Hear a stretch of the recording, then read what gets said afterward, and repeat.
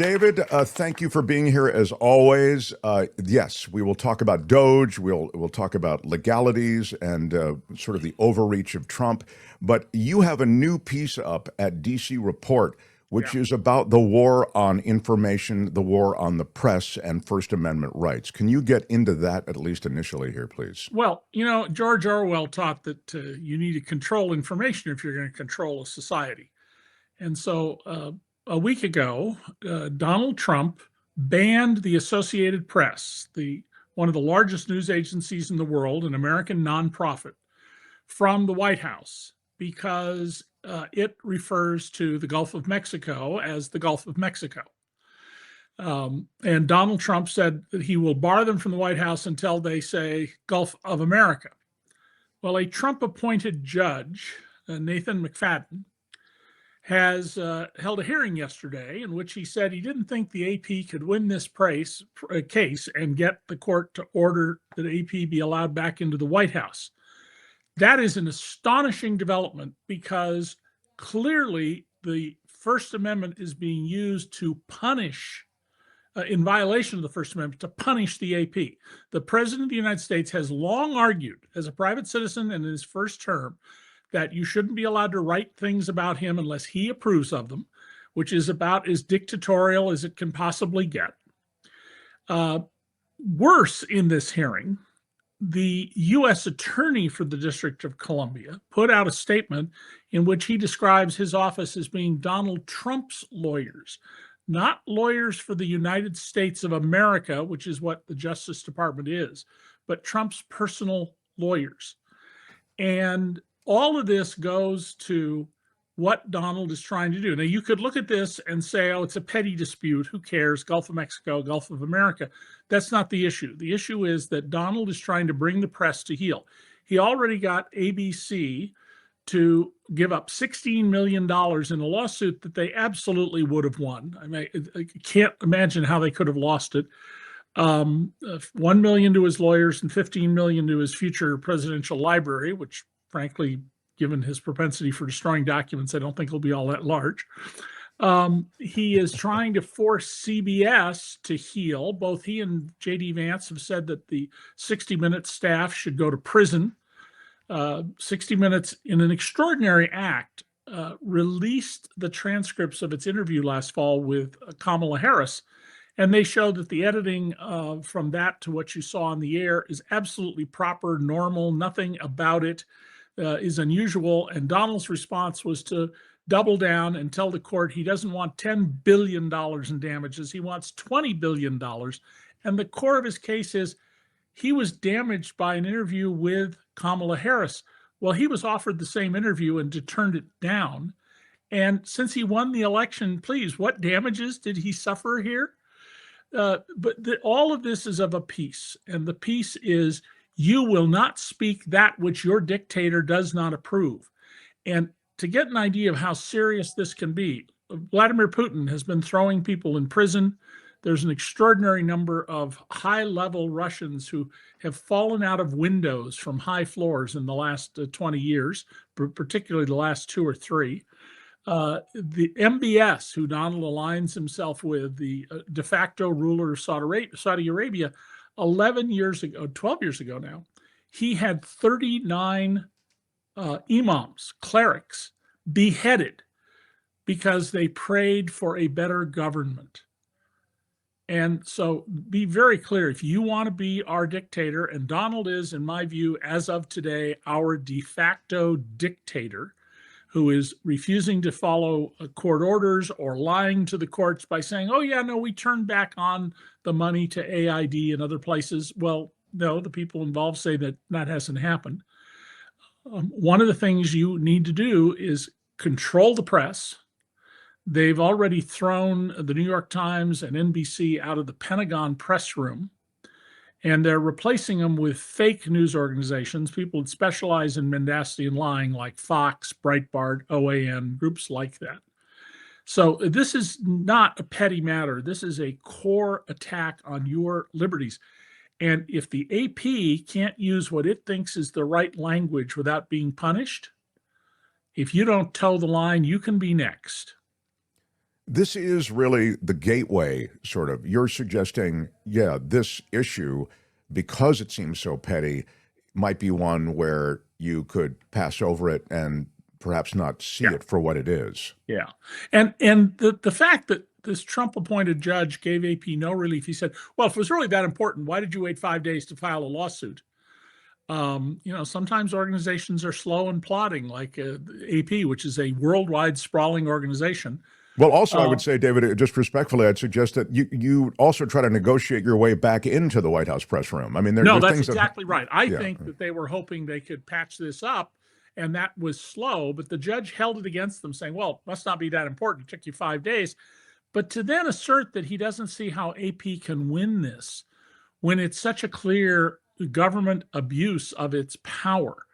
And the U.S. attorney, not the U.S. attorney, but the deputy head of civil in Washington, D.C. for the government, he told the court, the White House could just shut down the entire press room and it wouldn't violate offend the Constitution. Well, he's right about that. We could just shut it all down. That would be another clear authoritarian sign. But if you're going to have a White House press room, you don't get to pick who's there. The people who have seats in the press room are chosen by the White House Correspondents Association.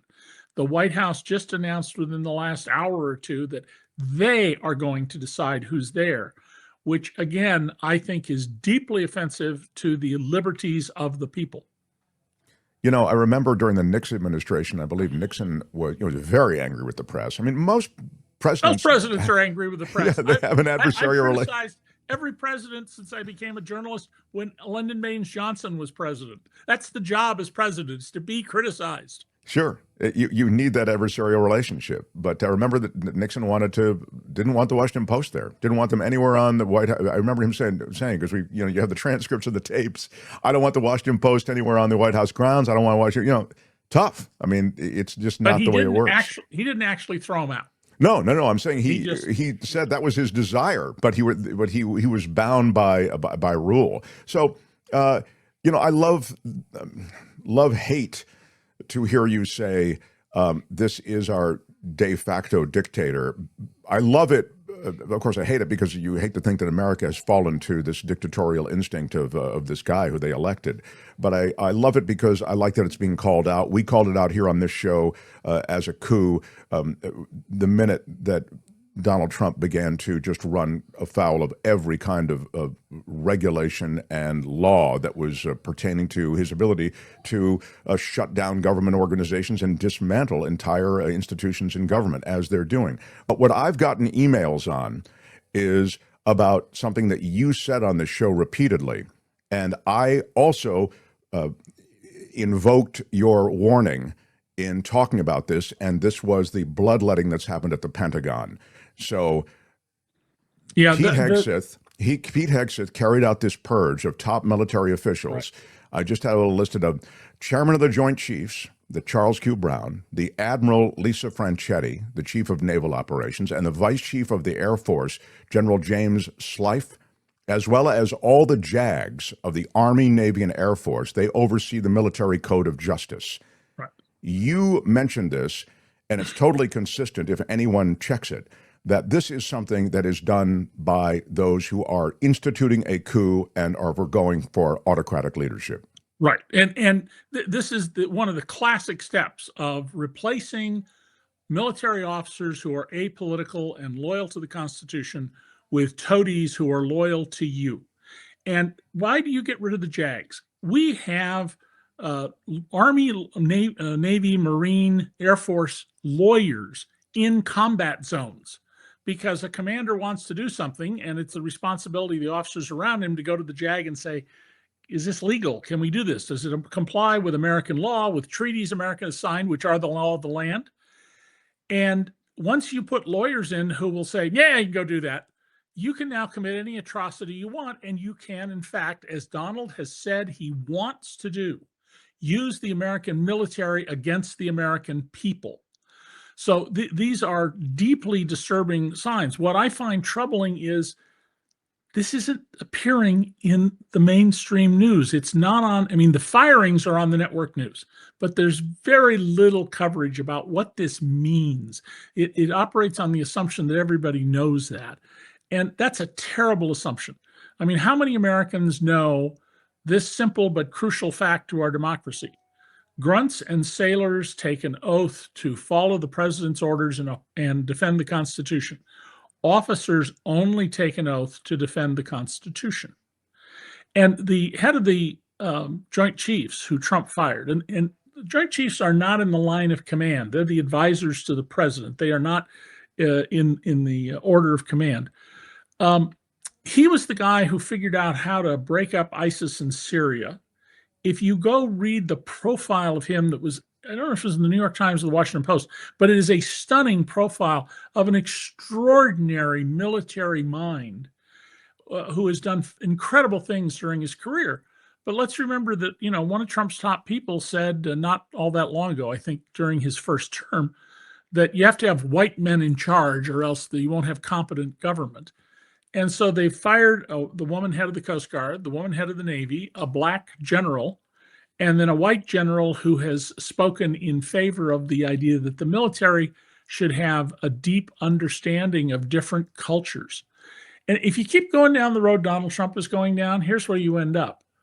The Iranian Revolution in 1979 caught the US government by surprise because we didn't have any people who were Iranian, who were spoke Farsi to any significant extent. We didn't have people in the country. And you certainly got to send somebody who looks like you or me to go gather intelligence. And that's where Trump is going. You know, it's crucial that our military understand the cultures of other societies, understand the education, background, and leadership of other leaders. And, you know, it wasn't that long ago that Republicans were screaming bloody murder when Obama was president, that Congress is supposed to be in charge here and he's just supposed to do what they tell him to do. Well, where are the Republicans? I'm sorry, I can't hold myself back. Where are the Quislings? Because they're facilitating this in every way they can. We just had a Missouri congressman tell a meeting of his constituents, I'm sorry for those people who are losing their jobs, but this is God's plan. Furthering this idea that Donald Trump is God's agent, if not God incarnate, as a few people have argued and created art about. And he got immediate feedback from his audience. His office is now saying, well, they were Democratic activists or something, but the people shouted out they were Mark Republicans. Alford from Missouri, exactly. Yeah. And this one woman shouted out saying, not our God, we're Christians. And I thought that was just the perfect response. I don't know what God you're following, but he's not a Christian God. Yeah, the loss of their jobs is part of God's plan, is what Alford said. I mean, it's just incredible, the audacity of that. But that he got pushback is good. And I do want to visit this issue of pushback with you because one can feel helpless, especially given a lot of what you said in terms of the dictatorial instinct of Trump. Tell me how public pushback manifests itself in this sort of configuration where they're taking away all of the legal ways in which you can push back. Well, one of the things you can do is find out when your congressperson or senator is having a constituent meeting, a town hall, and go. And even better, organize with other people with questions you want to hit the congressperson with. So when they try to deflect, somebody else is prepared to pop up and say, wait a minute, you didn't answer that question. And somebody else says, yeah, what are you afraid of? Answer the question. And somebody else says, don't you dare leave this room without answering that question. So you need to do a little coordination. What I expect will happen after a while is what we saw a few years ago, where Republicans just stopped holding town hall meetings because of the criticisms that they were getting, because they're so out of touch with many of their constituents. But that's one thing you can do. Secondly, let's assume you have a solid blue Democrat congressperson.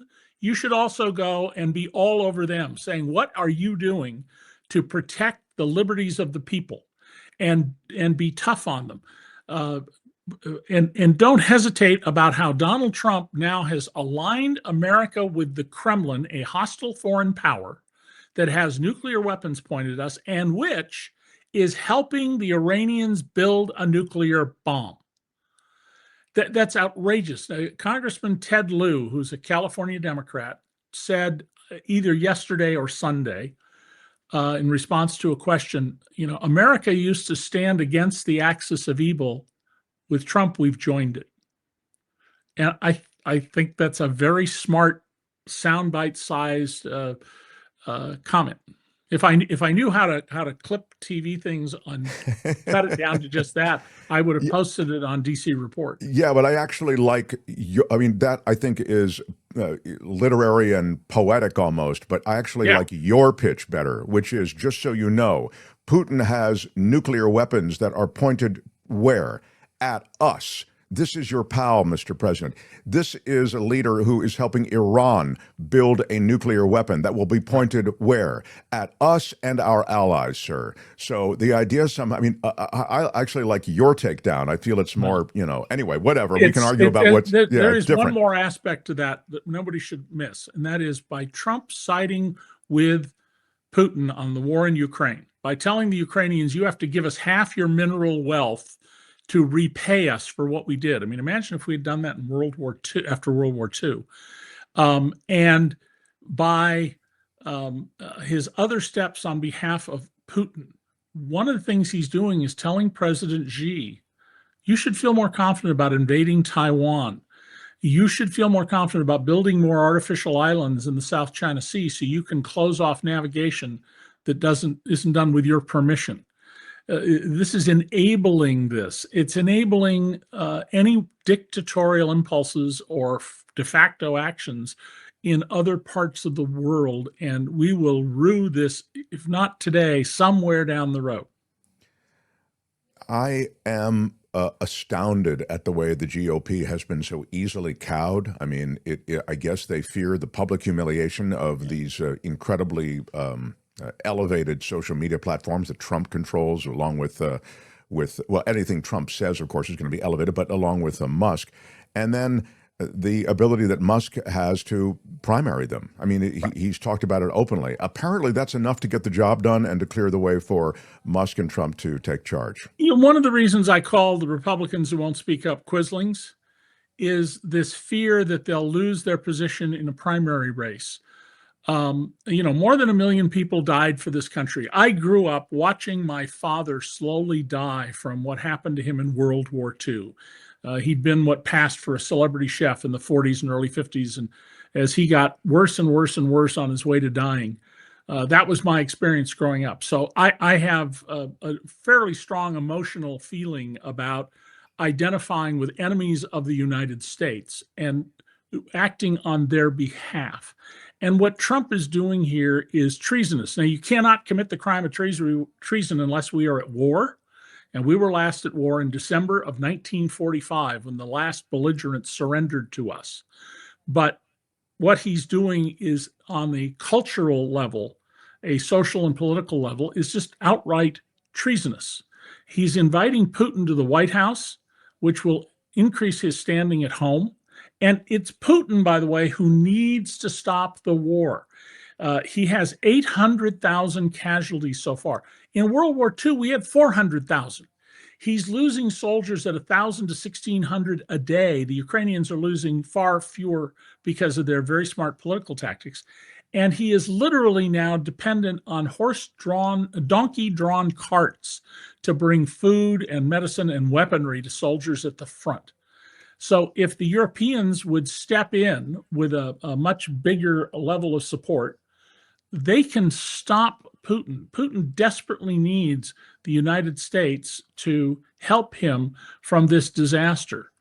And of course, every solution creates a new problem. So if Putin is utterly humiliated, as I hope he is, we don't know what will happen next. The guy next in line, most likely to replace him, is worse than Putin. Yeah, you've noted that before. I mean, Russian politics is kind of filled with a rogues gallery. I want to ask you, just because you mentioned it a couple of times and you mentioned it in print and explained it, but maybe you can explain it here also. The Quisling reference is an interesting reference that you use.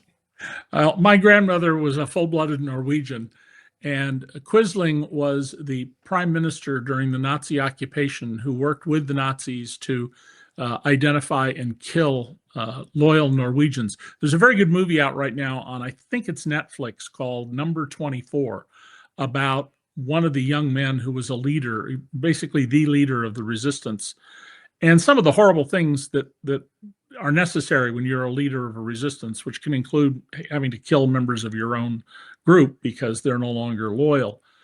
But by the time I went to first grade, I knew what a quisling was. That's the prime minister who's on the screen right now, if you're watching on the internet, who cooperated with the Nazis and was working against his own country. As soon as the war was over, he was quickly arrested, tried, and executed. Yeah, he was a collaborator for 100%. Yeah. The federal judge apparently in Seattle, this is just breaking, halting a President Trump order suspending refugee admissions and funding for that. The preliminary injunction, I'm just reading this for the first time, the preliminary injunction was handed down by District Judge Jamal Whitehead at the end of a roughly hour-long hearing. Quote, the president's actions amount to an effective nullification of congressional will in establishing the nation's refugee admissions program. While the president has substantial discretion to suspend refugee admissions, that authority is not limitless, is his ruling. If the Republicans want to stop respecting people who come here seeking asylum or any other reason, then pass a law and change the rules. But don't say, oh, the president, he can do this, because that's not what the Constitution says. The Constitution says the president of the United States will do what Congress tells him to do, and he's commander-in-chief of the military. I'm going to get to Doge in a second, but Tony has the fictional Doge. The fictional Doge and what will happen. Tony has alerted me that he's found that Ted Lieu comment that you like. So here's Ted Lieu talking. This is go ahead. It was a shameful day for America. We used to fight the axis of evil. Now Trump apparently wants to join the axis of evil. Spot on. I think that, and thank you for clipping that. If you can send it to me after the show, I would appreciate it. I don't know how, it's one of the skills I don't have is how to. Tony is a ninja. He'll get it to you for sure. But yeah, I really worry about traveling. I worried about traveling during the Iraq War because I felt like the ugly American then. For a war that I passionately campaigned against, I had to sort of own the fact that we had begun this war that seemed to be, so open-ended in terms of any kind of goal, et cetera. But and it was based entirely on lies. On a lie, exactly. Now you have, I feel like an upping of the ante as an ugly American. I'm really, I mean it seriously. I'm concerned about, telling people I'm American, and I quack like an American, I walk like an American, I go to tourist places like an American. It's sad. One of the reasons Trump is able to, at least so far, do what he's doing is that large numbers of Americans really were not properly taught about American constitutional government. When I went to junior high school in Santa Cruz, California, you had to pass a test to get out of 8th grade showing you understood at least the principles that were involved. I talked to young people all over the country and high schools, lecture groups and things. And I often ask them some basic questions. How does an idea become a law? Oh, the president just orders it. I've literally had college students say that. And secondly, this serious decline in reading skills in America has to be connected to this. Because if you only listen to a place like Fox or the places Donald says that you can trust, you're going to get a distorted picture. And if you don't have any good reading skills, you're not going to have the capacity to critically question what you're reading. And you should be critically skeptical of everything. I don't care if you're reading my column or the front page of the New York Times, the Washington Post, the LA Times. The journalists do their best, but they're not perfect. Be skeptical, but understand what's going on. But if you're relying on places like Breitbart and Fox and OAN, these people are in the business of lying to you, of distorting for commercial gain. And because they don't have broadcast licenses, we can't touch them. On the other hand, Donald wants to take away CBS's license because it does broadcast over the air. Yeah, well, he's threatened all these news organizations. He's threatened licenses across the board, not just CBS. Right. I think ABC and NBC are looking at a lot of the same thing. They feel like they're Yeah. looking down the barrel of the same threat, in effect.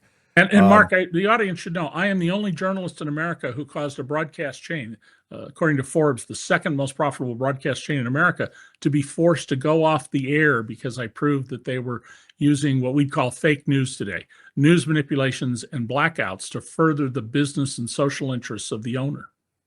And that was broadcast because that was the way in which you could hold them to account because they were broadcast. That's right. It took 11 years and a brilliant young lawyer who'd never previously been in a courtroom. I mean, the ink wasn't dry in his law license, and he bested one of the biggest FCC law firm in the country and the best litigator in the state of Michigan. What was the name of the chain of broadcast stations? It was called Gross Telecasting, and they owned WGIM TV, a monopoly station in Lansing, Michigan, plus other radio. They had 5 other stations in addition to WGIM, and every funny thing was every journalist in in Lansing, when I arrived there in 1973, they all knew the guy was manipulating the news. It never occurred to any of them it was a story.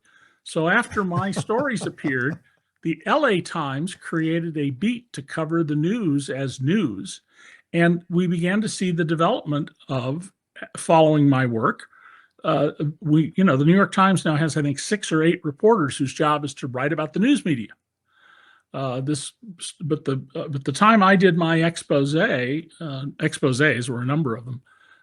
This was unheard of. You didn't report that. It's wild. Spamlet says, regarding treason, David forgets that the USA is still technically at war with North Korea. There is only a ceasefire line. Yeah, Trump's love affair with Kim is treason, he says. Yeah, no? Congress never declared war in North Korea. Truman called it a police action, a euphemism. We have been at war virtually every day since I was born 76 years ago now. But we are not. We didn't declare war on North Korea. We had a police action. Our public is stressed out, and that's why they want easy answers, says PB. I mean, I'm sure there's some truth to that, yeah. Oh, there's a lot of truth to that, and the fact that the Democrats failed in their job of looking after working people and allowed their financial status to deteriorate since Reagan ended the New Deal is a major force in this. And the Democrats supported the campaign finance laws that they thought were going to clean up politics and benefit working people, and they blew up in their face. The super rich have far more power today than they did back when we had the Watergate scandals and other scandals like it about money in politics. But they haven't done anything effective to fix it. It does feel as though the mountain to climb for Democrats is a steeper one than it is for Republicans. I mean, now the whole playing field has changed.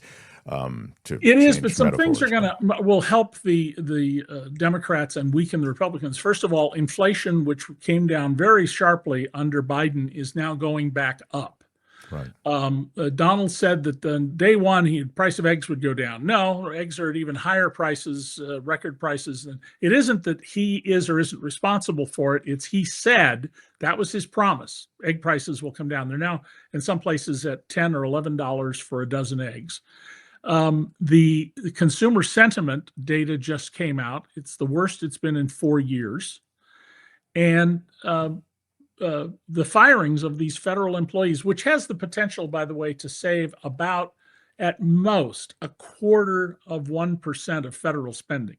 So it's symbolic. That's it's just disgusting when you put that percentage up against the lives that have been turned upside down, but more the government effort to make the lives of Americans and others in American policy actually something that they can be proud of. I mean, I was talking God's plan, Mark. It's God's plan for these people. I was talking about soft power in the first hour and the real power of soft power, and how we're going to be bested easily now by China, which has the Belts and Road initiatives across Africa, et cetera. All of these firings are also going to have other effects.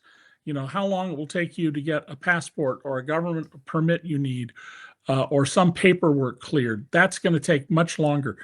The IRS are to the government the same thing that surgeons are to hospitals. They're the sales force.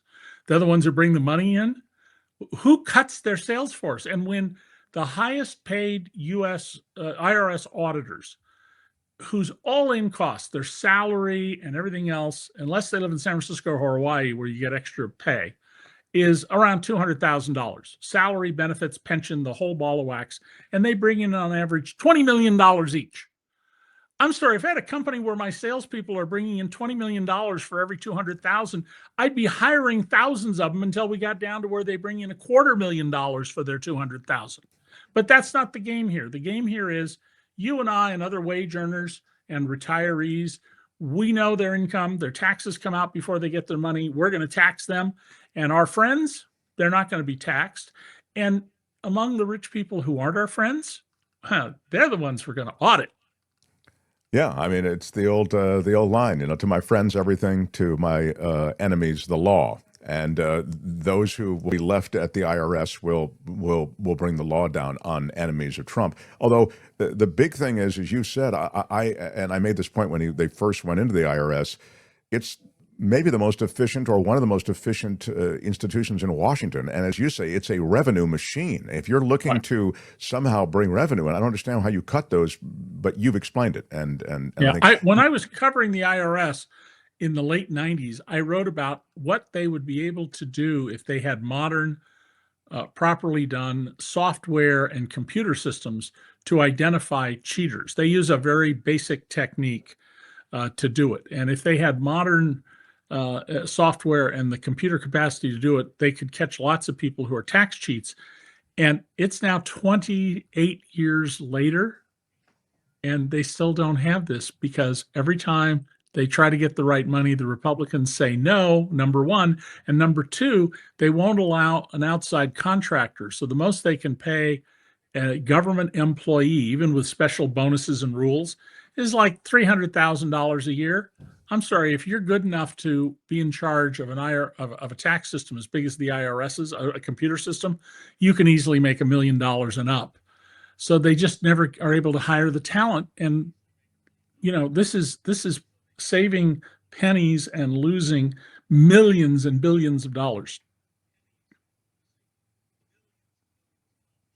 And so what is the result of all of this? The Doge, as he's calling it, email goes out to say, tell us the fun to, in the last week.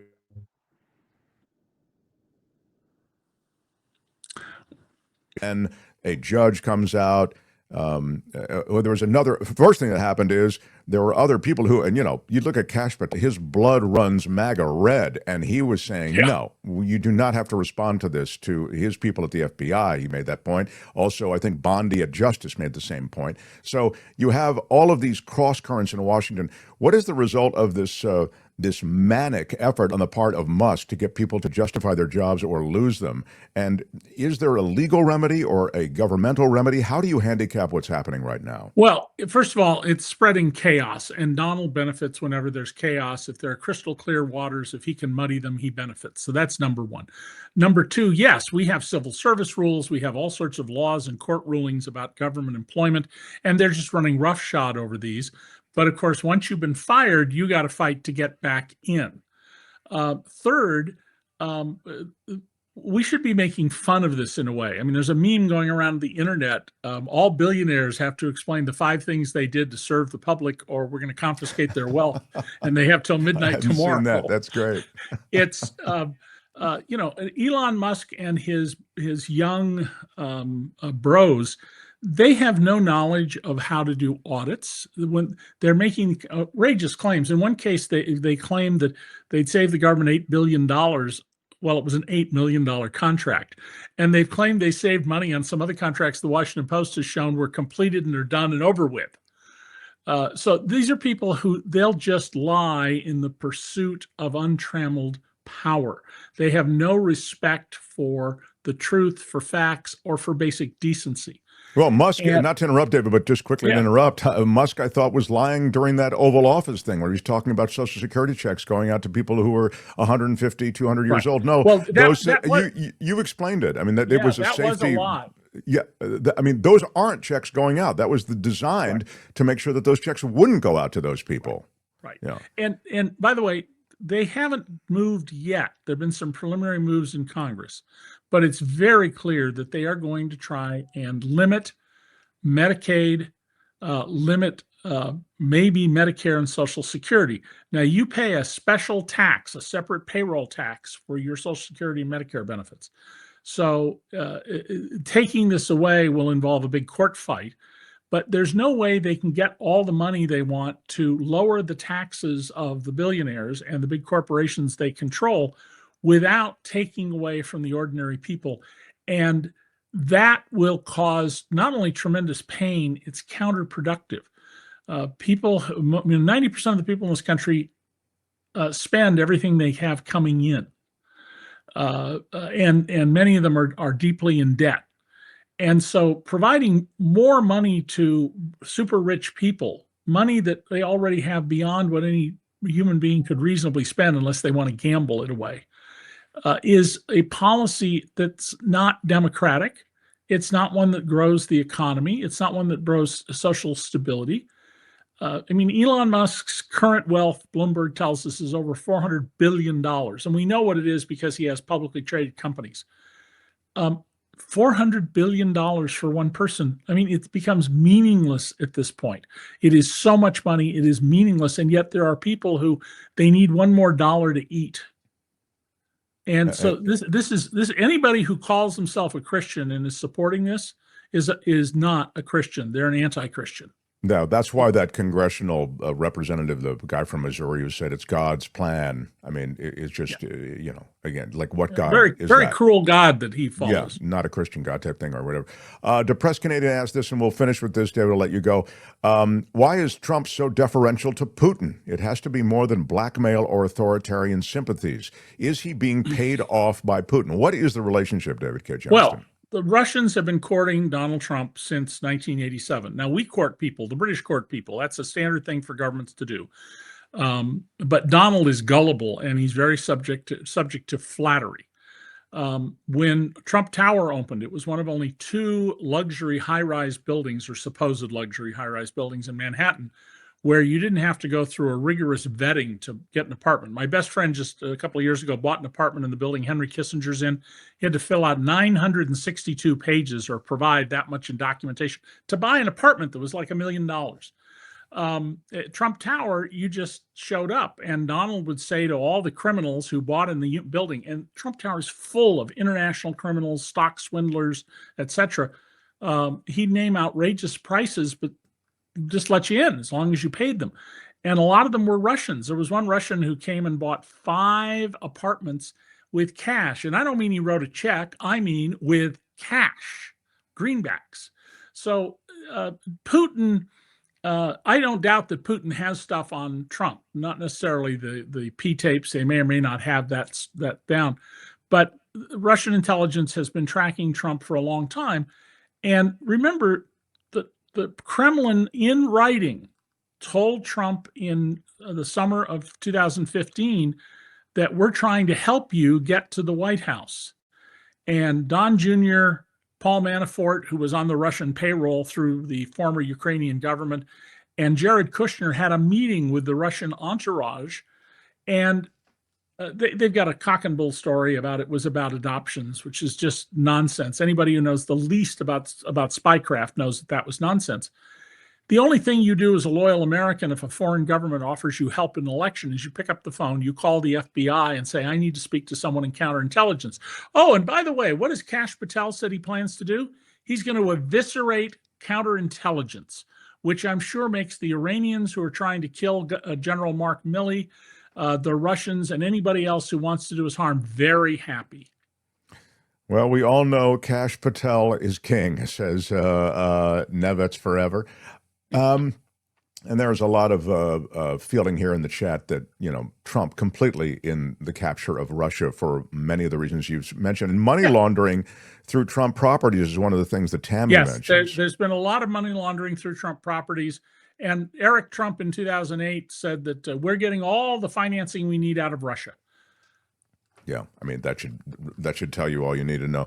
David, a lot to cover. We covered a lot of it today. I do recommend there. Look, there is David K. Johnston, Detroit Free Press piece. Lansing TV owner blacks out his foes. Yeah. Well, I do hope. I hope the people are here. Read my current piece on the one that was just ahead of it at DC Report, because you'll get stuff we're just not seeing in the mainstream news reports, even though the facts are right there in front of you. Now, I write an opinion column here. This is not straight news reporting, but I've spent more than 36 years tracking Donald very carefully, building up a huge file, and I know him from the many, many, many hours we have spent together. Who he is, and we provide links to straight news sources and stuff. Yeah, we have the link to this piece in the chat, and we'll put a link. And under the DC video. Report is free. We don't run ads. We never sell our mailing list. It's just pure public service journalism by some of my friends who were top people at the LA Times, the New York Times, the Wall Street Journal, and then various others, professors, some smart people who just write good columns. Well, I like it because it's not all about Trump either. It's not all Trump and politics. There's a lot on environment. I mean, I really like the breadth of stuff you guys do at dcreport.org. Anyway, we'll have a link to it under this video. Thanks. David, I've kept you over time. Coffee on the way. We'll talk soon. That's good. That I would like to have. All right, you'll get it. You'll get a bunch of it. Good stuff. See you, David. Hi, it's Mark, and I thought that was great. Hit the notification bell. You'll know whenever there's a new video being dropped, and please subscribe to our channel to help us save the universe.